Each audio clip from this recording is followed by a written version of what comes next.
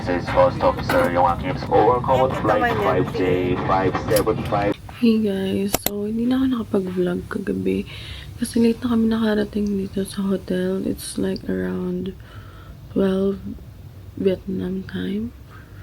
So ngayon, naka-ready na ako. Wait lang. I'm just waiting for mommy and our mga kasama namin. Nag-breakfast lang kami and today we're going to Bana Hills. So, yan. 7:50 na. Kailangan mag-breakfast na kami kasi 9 na alis na kami. So, yun lang.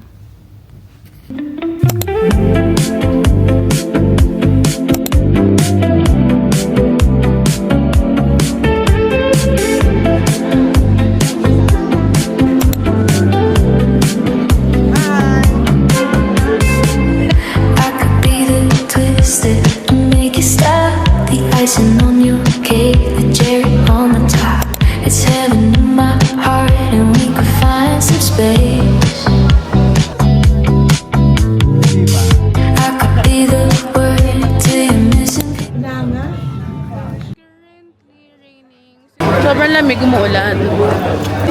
So guys,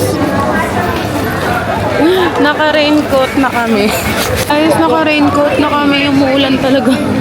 So hey guys, I went here alone while my other kasama is nagsho-shopping. I really wanted to try this as a matcha girly. Nakita ko siya sa TikTok. And nasa ibang bansa na lang rin ako, so why not try it? And not being OA, pero ito na ata yung best matcha na na-try ko sa buong buhay ko. And one thing I've realized is that do it anyway kahit mag-isa ka lang. Because you'll never be 24 again trying a matcha place in another country. Guys, it's our third day na here sa Da Nang. And hindi na ako nakapag-vlog guys.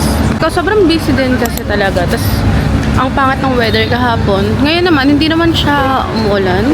But it's kinda like parang, you know, parang cloudy lang.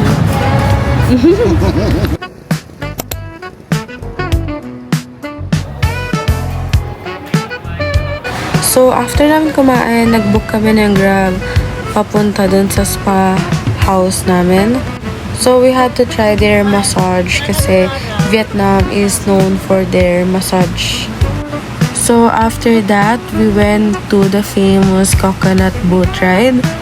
And guys, dito honestly, medyo nagulat ako kasi medyo marunong silang mag-Tagalog here.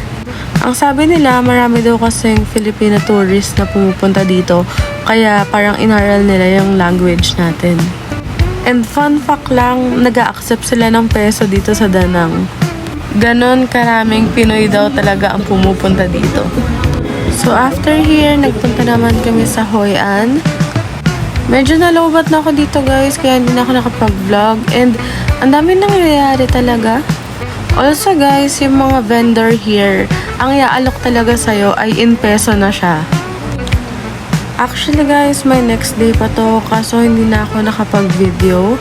Medyo hassle na rin kasi nung nagtutour kami, dala na namin lahat ng gamit namin. As in, lahat ng pinamili, pati yung mga gamit namin na dinala.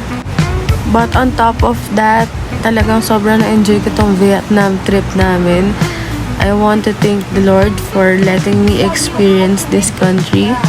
I am beyond grateful po talaga. So anyways, I'll try to vlog on my next trip. So see you in the next one. Thank you for watching.